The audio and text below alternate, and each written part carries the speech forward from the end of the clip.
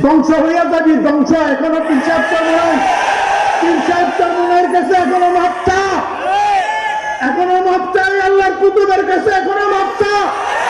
আমি ফরিদউদ্দিন বলে গেলাম ধ্বংস হইয়া যাবি।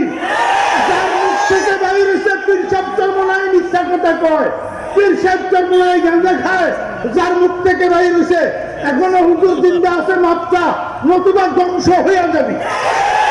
হুজুরের কথা বলতেছি, হুজুর মাদর জাতলি, কোন সন্দেহ নাই উনি আল্লাহর ওয়ালি, কোন সন্দেহ।